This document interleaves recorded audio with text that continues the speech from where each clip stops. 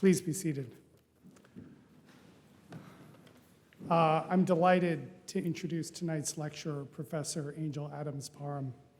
For many years, Ms. Parham was a professor of sociology and African American studies at Loyola University in New Orleans, Louisiana. Since last year, she's been a professor of sociology at the University of Virginia, as well as a senior fellow at the Institute for Advanced Studies in Culture. She earned her bachelor's degree at Yale, her doctorate at the University of Wisconsin-Madison, and among other posts, she was a member of the School of Social Science at Princeton's Institute for Advanced Study.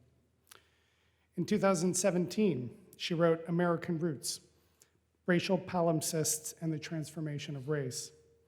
The book, tracing the 19th century history of voluntary migration from Haiti to Louisiana, studies the varied interactions and layering between the Anglo and the Latino-Caribbean racial systems. She applies this understanding to more recent immigration to major US cities, especially immigration from Latin America, so as not to use the experience of European immigrants as the common implicit sociological framework for reflecting on assimilation. This year, Professor Parham, together with Anika Prather, an alumna of the Graduate Institute, is bringing out a new book, The Black Intellectual Tradition, Reading Freedom in Classical Literature. The work examines the great writers, teachers, artists, and political actors who put the wisdom of classical literature into practice in a context of injustice and hardship. Tonight's lecture is entitled Difference and Belonging in the Histories of Herodotus. Please join me in welcoming Professor Angel Adams Parham.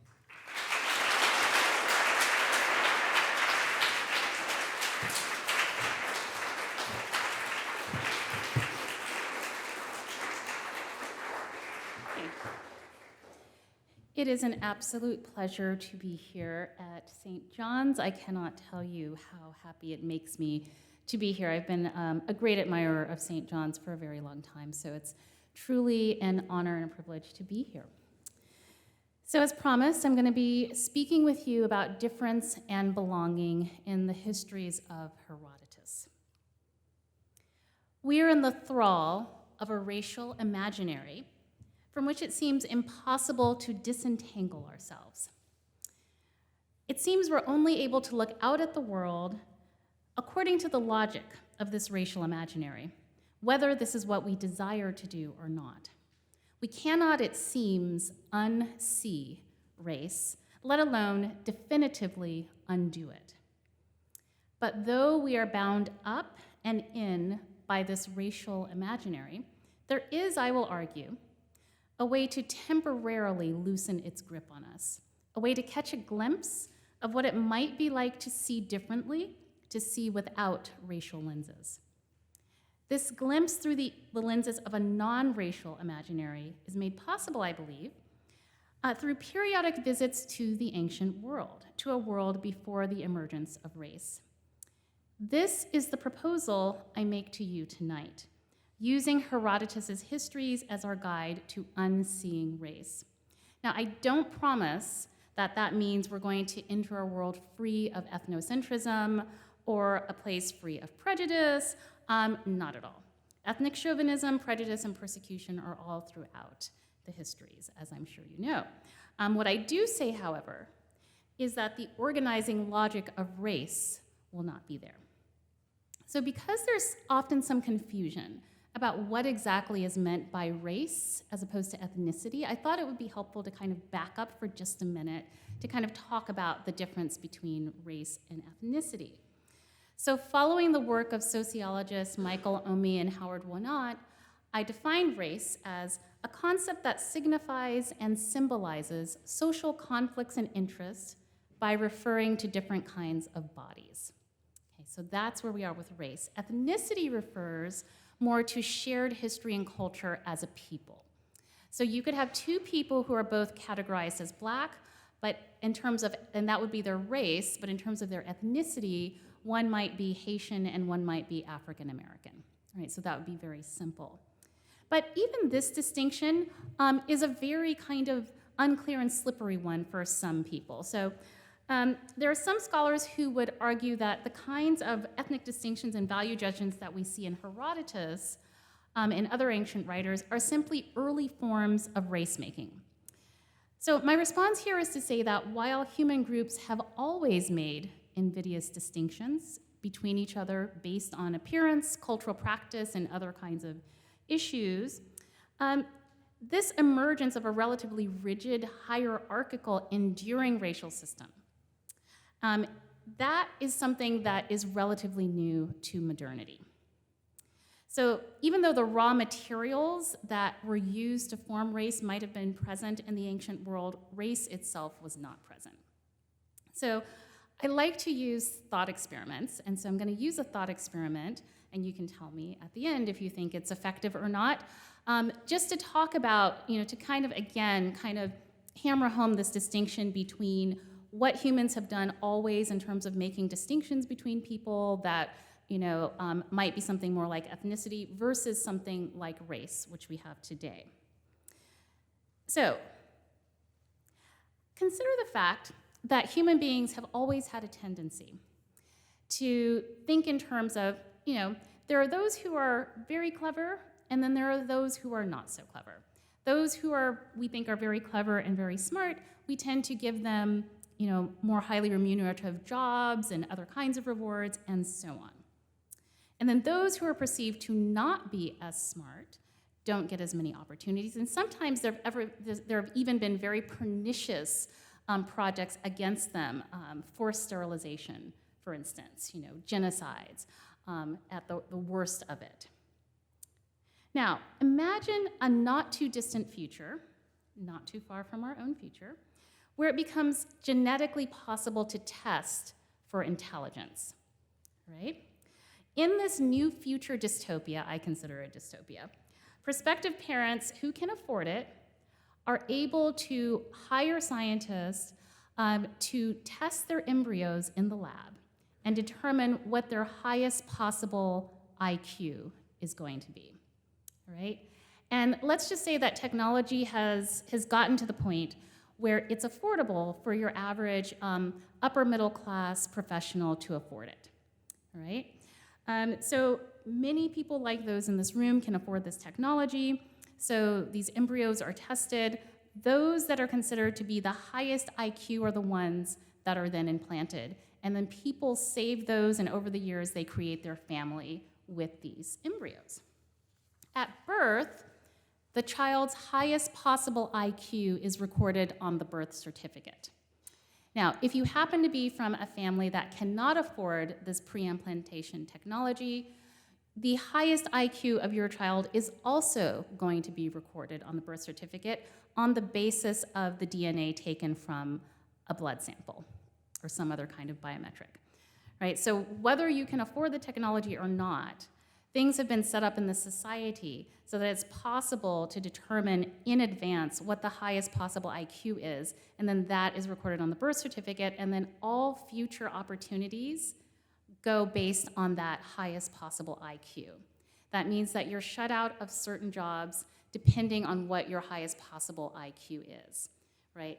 And so what you can see very quickly is that those who can't afford the technology are going to end up not having as many children at the highest IQs possible, and they're going to be shut out of a lot of opportunities, all right?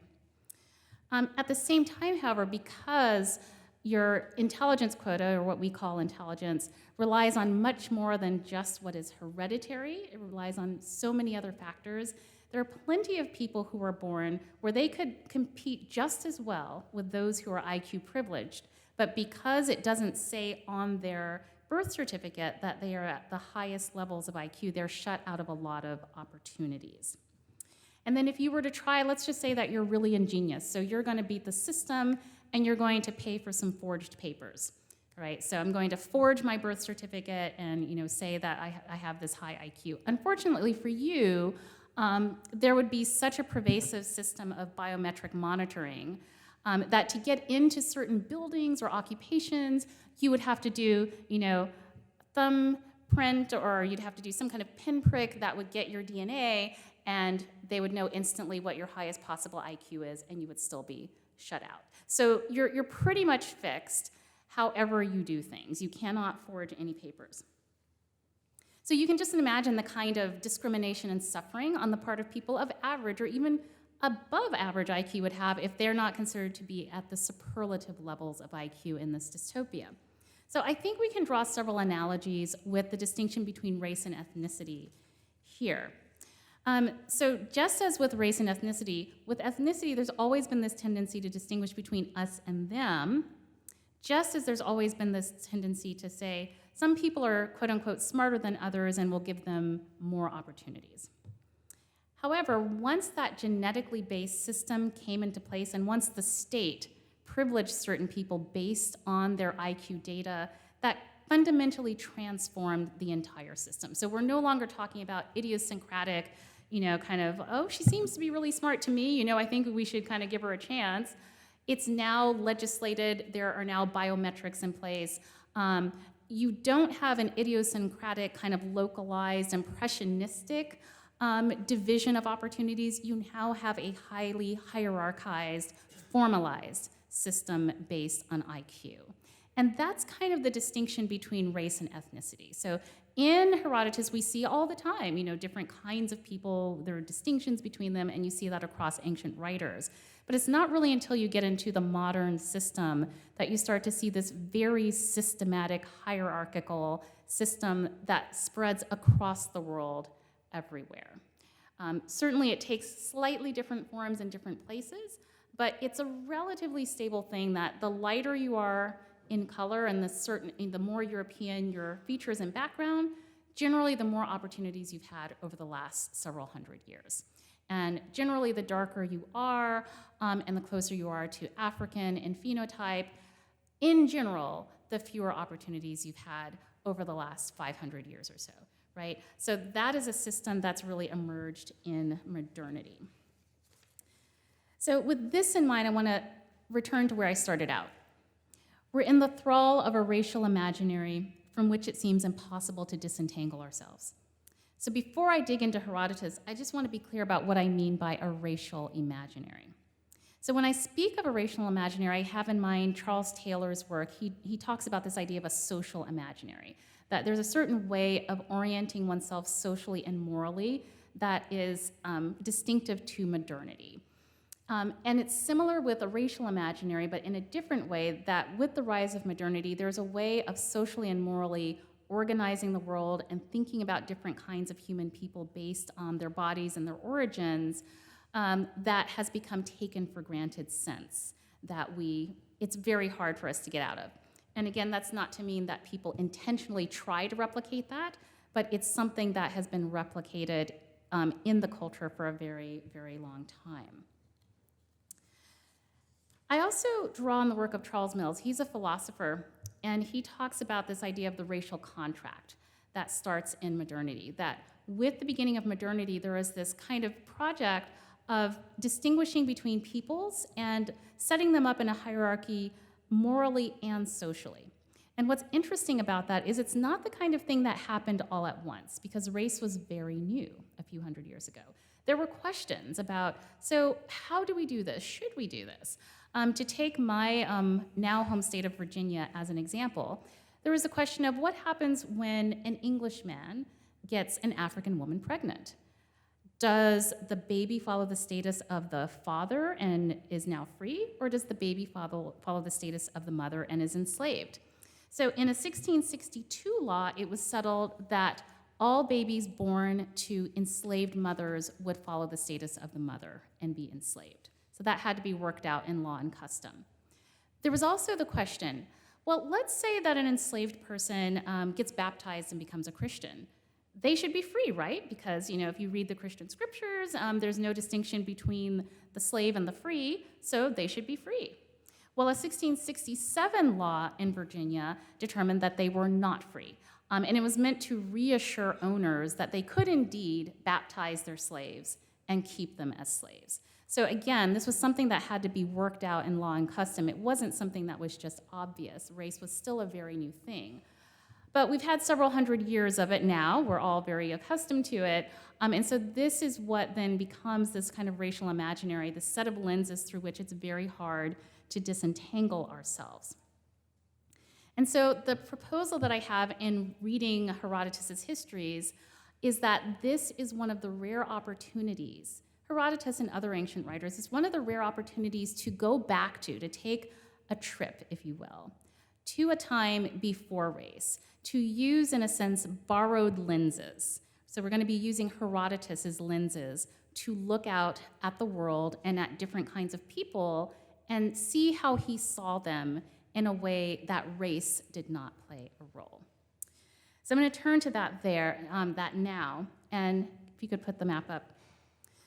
So one of the first differences that we notice upon entering Herodotus' world is that there's no inherent stigma against Africanness or blackness. It's not just taken for granted that if one is African or one is black, that one is deficient in some way. This deserves some elaboration, I think, because for those who are not of African descent, who haven't grown up in a country like the US and are of African descent, it may be hard to understand how kind of revolutionary that thought is, that there's nothing considered to be inherently bad or deficient or undesirable about being black or being African. So here you're going to have to bear with me for another thought experiment.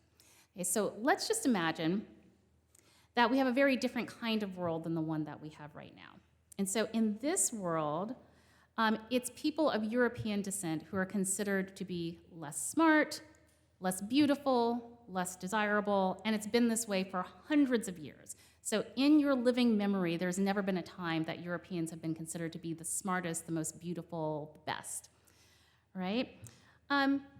Imagine as well a child of European descent growing up in the United States where whenever they go to school, what they are learning about effectively is the history of enslavement of European peoples.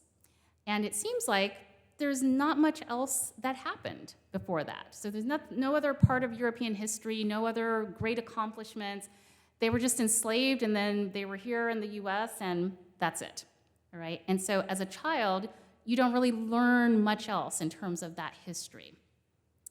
Let's say you then grow up and you have children of your own.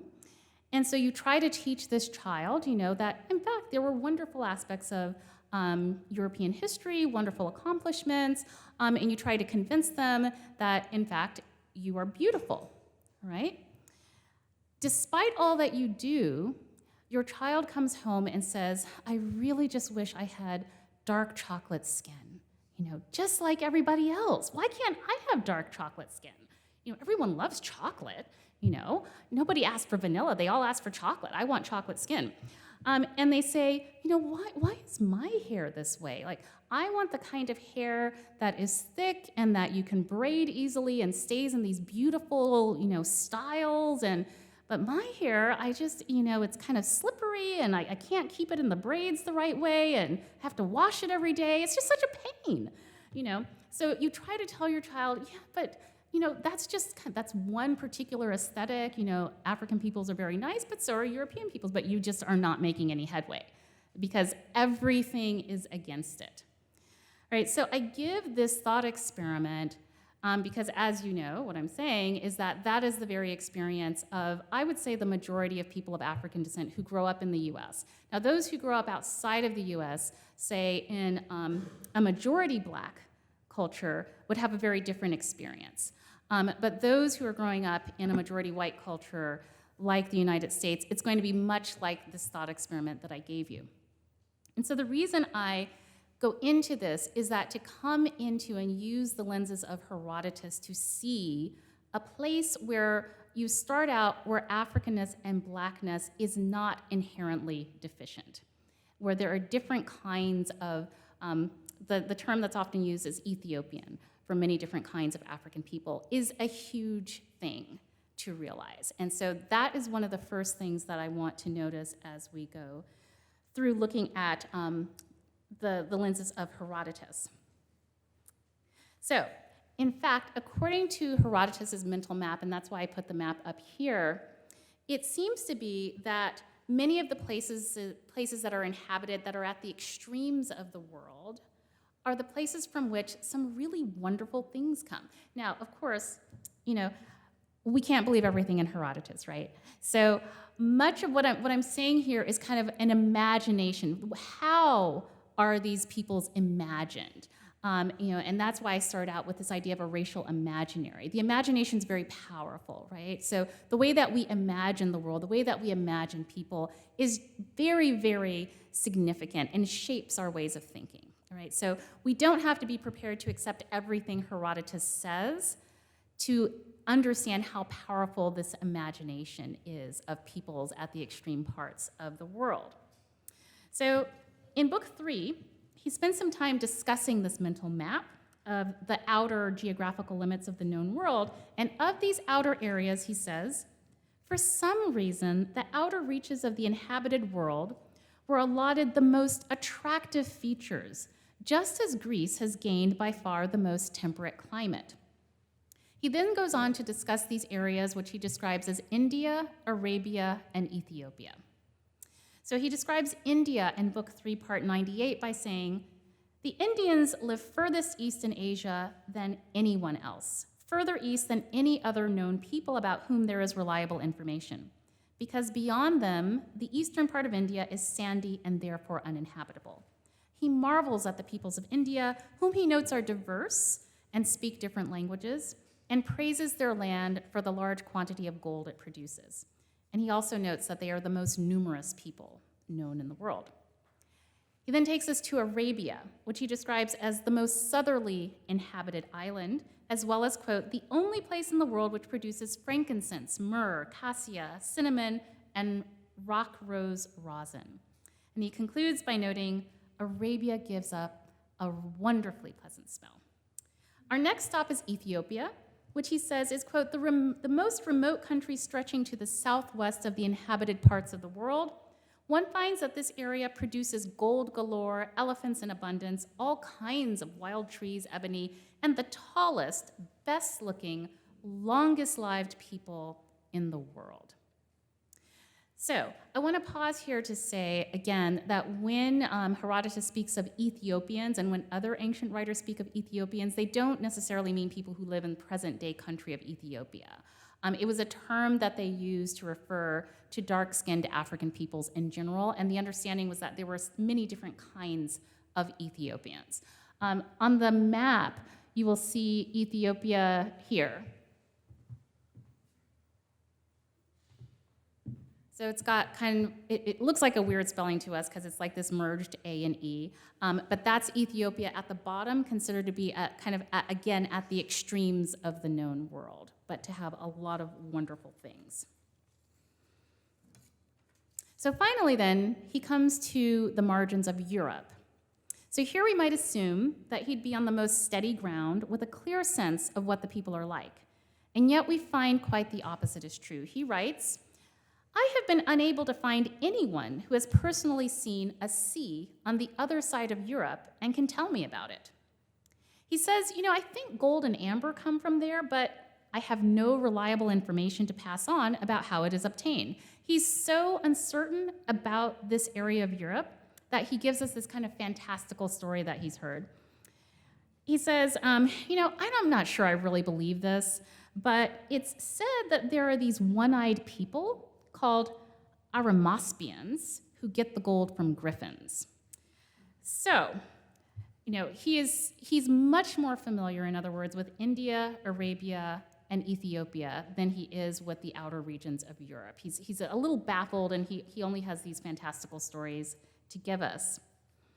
At any rate, though, when he talks about Europe, he says, I don't know a lot about it, but I'm convinced that there are probably great things that come from that area too, just like there are all these wonderful things that come from these other kind of outermost limits.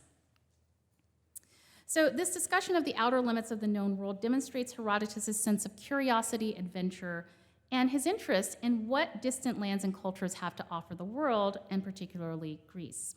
In Book 2, he dwells on Egypt and all the ways he personally admires the Egyptians, as well as many ways that he thinks the Greeks have borrowed from the Egyptians. Again, this is not the typical way that we tend to think. We don't necessarily tend to think of Greece borrowing from Egypt. We tend to think of Greece giving its culture to other people.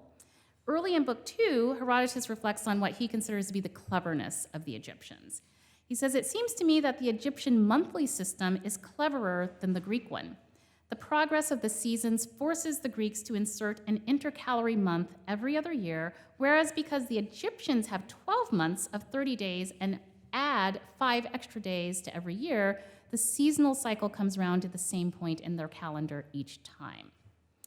In book 2, he goes on to a sustained argument about the many ways that Greece borrowed from Egypt, and it's clear in his telling that there's a debate about this. So he seems to be arguing with these invisible interlocutors, and he says, these people say that, we didn't get anything from Egypt, but I'm here to tell you that we borrowed a lot from Egypt, and the Egyptians are really very, very smart. So there's this kind of ongoing debate that he is speaking to very, very strongly. When he talks about some of the religious rites, he says, "I'm suggesting that this man named Melampus was a clever person who not only mastered the art of divination, but also introduced into Greece a number of things he learned which came originally from Egypt, including the Dionysian rites, which he hardly changed at all." Later on in book 2, he comes back to the cleverness of the Egyptians, and he says, "Of all the people that I've met, the Egyptians are by far the most learned people I have ever come across and questioned." So you get a sense that he's a real apologist for the Egyptians, and he wants to stake out his claim. But many of us do know something about Egypt. We know about the Great Pyramids, we imagine the glamour of the age of the pharaohs. So perhaps the better test of this this very different, non-racial reading that Herodotus can give us is what he has to say about Ethiopians, all right? So I want to turn to that. So as I noted before, Ethiopians, when discussed by ancient writers, are a diverse group, but similar in that they're considered to be dark-skinned Africans. So in book 3, he gives this description where you can see he's making this distinction. He says, "There are also some peoples," he's talking about, I should back up, the ruler Darius and the various people who were giving tribute to Darius. He says, "There are also some peoples which were not required to pay any tribute, but tended to bring donations. First, there are the Ethiopians who live on the border with Egypt, and the Ethiopians who live in the region of the holy mountain Nissa and who celebrate festivals sacred to Dionysus. Because Nissa is mythological, it's difficult to know quite where it's located. Based on what the ancient sources say, what they seem to be indicating is somewhere near modern-day Libya, Ethiopia, or Arabia." One of the most interesting passages where he's talking about the Ethiopians has to do with Cambyses. And Cambyses is very bellicose and wants to take over all sorts of lands beyond him. And he has his sights on a particular group of Ethiopians and their territory. He also has in mind a couple of other places that he wants to tackle. The first 2 places, he says, we're just going to go by land or by sea. We're going to do it, knock it out, and take them over. But when it comes to the Ethiopians, he has a different approach. He senses it's not going to be that easy, and so he takes the sneakier approach of sending spies who he has them sent laden with gifts to give to the Ethiopian king. He says, "Go tell the Ethiopian king I want to be friends." So he does this, but the Ethiopians are more clever than he is and say, "I know what you're doing, and I want you to go give a message to Cambyses. If you don't want to be thoroughly thrashed, call these people off and leave us alone." But then the spies get curious because they find out that the Ethiopians supposedly live for 120 years. And so they wonder, what is it with these Ethiopians? How are they living 120 years? And so the king says, "Come with me." And he basically takes them to this place with this magical water that is sweet-smelling and wonderful. And so the spies think maybe this is the source of their long life. Something's going on here. Then he takes them to a prison, and it is a prison with gold shackles. Clearly fantastical. But again, what's very interesting is, there's this impression that there are all of these riches that are coming from Ethiopia. And it's not only Herodotus. You also find this in other writers, notably in Homer as well, in the Iliad and the Odyssey. There is an author named Bonnie McLaughlin who does work on classical antiquity. And as she looks out at different ancient sources, what she explains is that this is not at all uncommon. for ancient writers to talk in this way about Ethiopia. In her article, Feasting with Ethiopians, Life on the Fringe, she describes this perception of Ethiopia as follows. In classical literature, the picture of Ethiopia as idyllic, as a land of plenty, begins with Homer. In the Odyssey, Menelaus describes the treasures of gold, amber, and ivory, which he had picked up while visiting the Ethiopians. Homer's gods go to the Ethiopians when they want to eat well, feasting and banqueting on hecatombs. Iris turns down a banquet with the winds to set off for the Ethiopians who lay on hecatombs for immortals in the Iliad, and Poseidon tucks into a hecatomb of bulls and sheep in the halls of the Ethiopians in the Odyssey, and then Zeus himself departs for a feast with the Ethiopians and is followed by the other gods in the Iliad. So this picture of Ethiopians in both Homer and Herodotus makes clearer the value of putting on these lenses of the ancient world to see differently before a time of our current racial system. And while there are certainly negative portrayals of dark-skinned people, they're not uniformly negative. Black deficiency, that is not normalized in the ancient world. There will be some groups of Ethiopians who are talked about as being backward and uncultured, and there will be other groups of Ethiopians who are described as being quite clever and very sophisticated. So it really just depends on the culture and background, how they come across. And this is another thing that's interesting. As I was going through the histories and kind of picking out themes, I saw that color was very rarely referred to, right? And in our own time, if we were going and talking about different kinds of peoples that we hadn't seen before, and we noticed different colors, because of the way we've been trained to see, almost certainly we would talk about the way people look, the different colors, the different features, and so on. But I was very struck by how rarely color came up in Herodotus. So that said, I wanted to look at a few places where it does come up and look at how he treats it. So in book 2, when he's discussing the Nile River and how it winds through Egypt and into Ethiopia, he explains that in the southernmost area, quote, "It is so hot there that the people are black." And that's it. Nothing else, no comments about their culture or what they're like. It's just, oh, it's hot, they're black, that's it, moving on.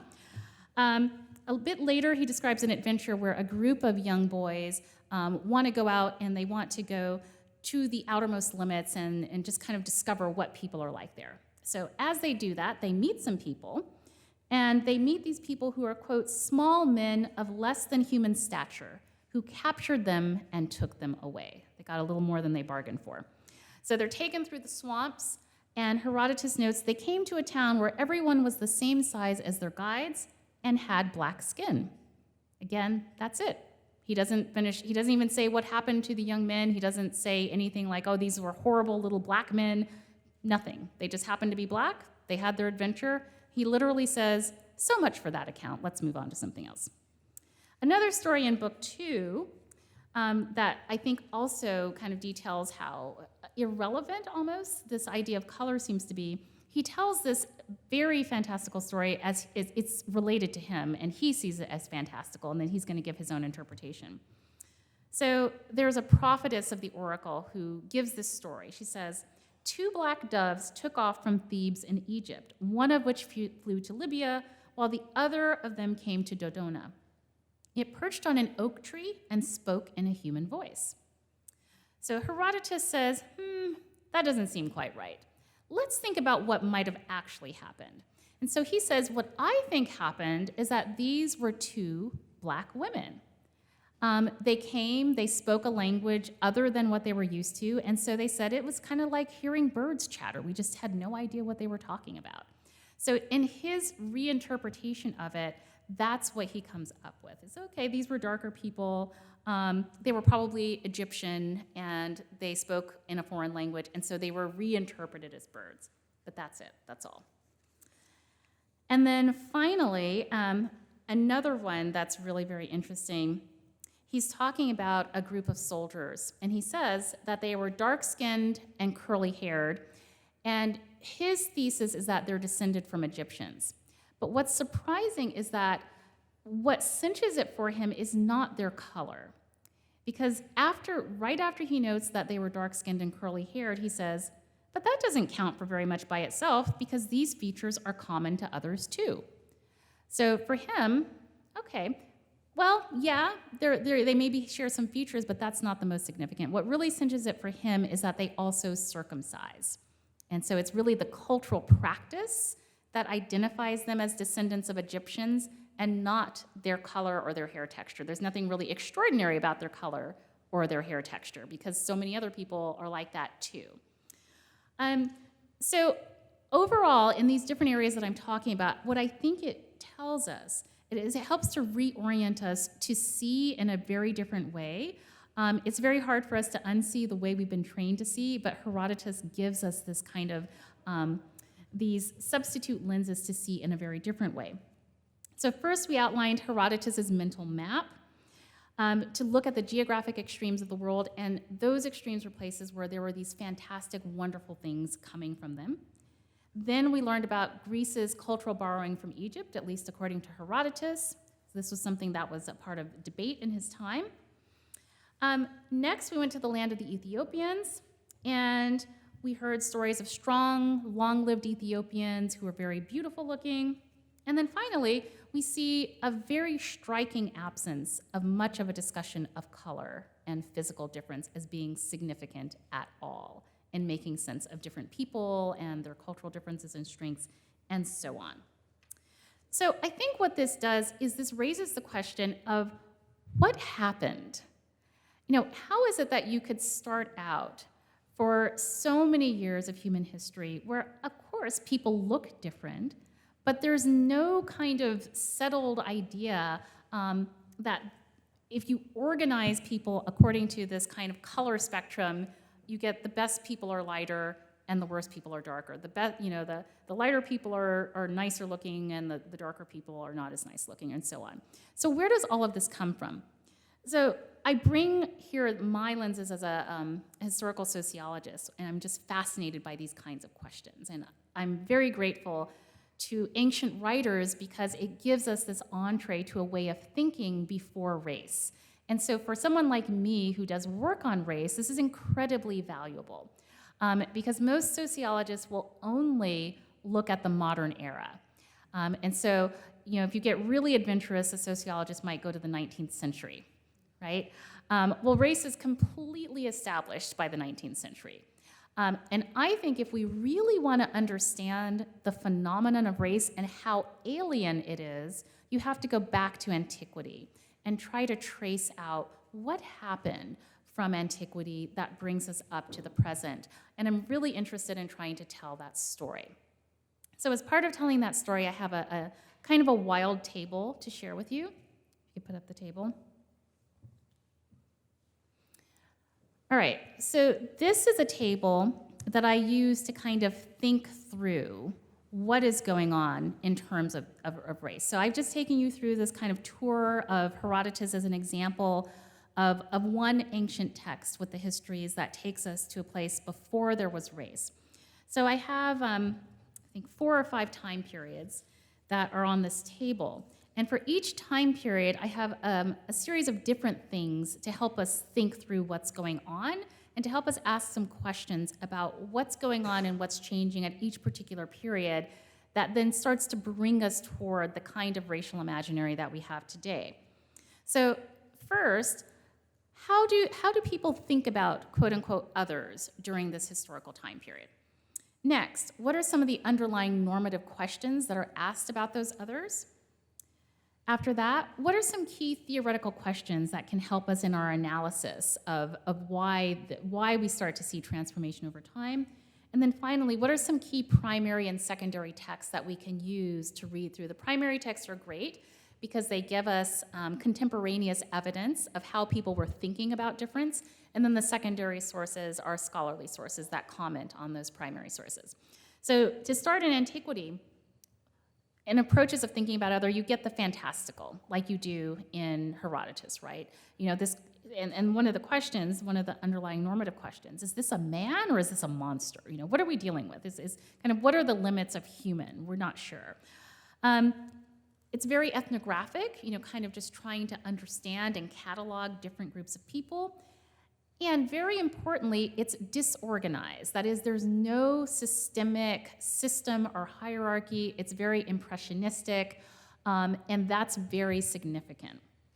Underlying assumptions are environmental determinism, this idea that people are shaped by their environment, that shapes how they look. It might also shape their cultural background, their culture, and so on.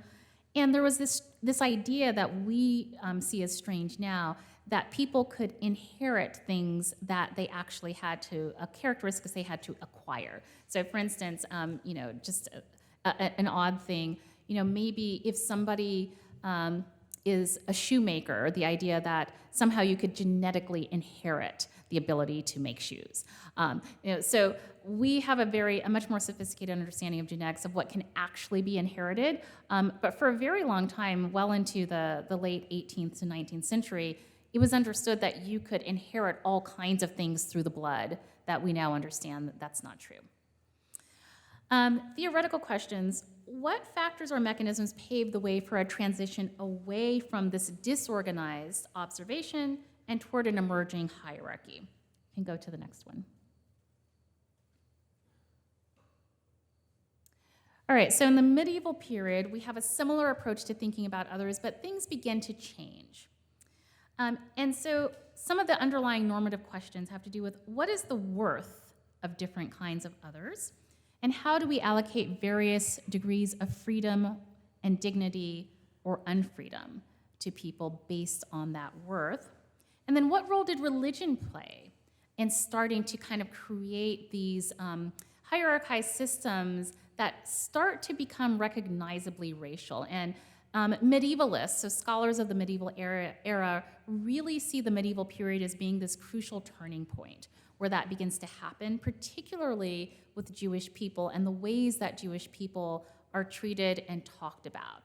So you have the religious difference, but then on top of that religious difference are these kind of crazy depictions of Jewish people as being so physically different, having different physical needs. And so you start to really see the underpinnings of a racial logic that's mapped onto religious difference, right? So you start to see that in the medieval period. You can go to the next one.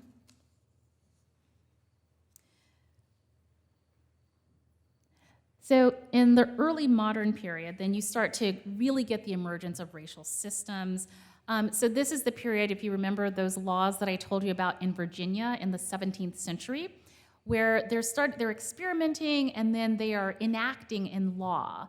They're saying, we're not sure, okay, now we're gonna figure that question out with this law. Another question comes up in terms of racial differences, and we're gonna pass another law until you start to get a very settled racial system that comes out of that. And so that's where that question in the third column of how did initial flexibility and experimentation in enslavement begin to harden into a system of enslavement clearly linked to color. Because of course, if you look at the histories very carefully, you see there's slavery everywhere, right? People are constantly being enslaved. But it's a matter of warfare. It's not a matter of some kind of inherent deficiency in the group. It's just you were kind of on the losing end of the bargain, and now you are going to serve me for the rest of your life, right? So there wasn't anything particularly about slavery that was mapped onto some kind of deficient character or intelligence of people, not in the ancient world. It takes particular transformations, the making of laws, and a complete reinterpretation of reality to create this kind of mapping together of color and enslavement that you start to get in the early modern period. You can go up. So by the 18th century, and then certainly into the 19th century, you get a pretty solid, rigid, increasingly rigid hierarchy. That's a racial hierarchy. And then you start to get kind of new questions, normative questions. So who's worthy of citizenship? Because you have the rise of the nation state at this point, right? So not everyone is worthy of being a citizen or is capable of being a citizen, but it's based not necessarily so much on education or political sophistication as it is on this sense of this kind of inherent inferiority of certain kinds of people based on their appearance and where they come from. But that's one of the key questions of the modern period. And then in terms of kind of analytical and theoretical questions, in what ways was the founding of particular nation states predicated on racial exclusions, right? So that's kind of a question, a political question. And then finally, the last one. So at this period, we're at the maintenance of racial systems. Our underlying assumptions here is race has gradually become separated from ethnicity, and that's a story that's a very interesting one. So I can't go into that. Maybe in the Q&A period I can go into it. But it has to do also with the way that Jewish people were treated, and that there was this kind of collapse in terms of they were categorized in a way that was essentially racial for a very long time. And it was only gradually in about the 19th century with what's called the emancipation of Jews in Europe that began to be teased apart, and this concept, this kind of scholarly concept of ethnicity was created that said, well, actually, you know, maybe the Jews are just a different kind of cultural group, and they're not, you know, kind of this inherently inferior race. And so social scientists began to conceptually distinguish between racial groups and ethnic groups, and Jewish people were kind of one of the primary cases where that was done initially. And I think I will leave it there, and I will be curious what some of your thoughts are on the experiment of racial lenses in Herodotus and on my wild table tracing race across time. So thank you.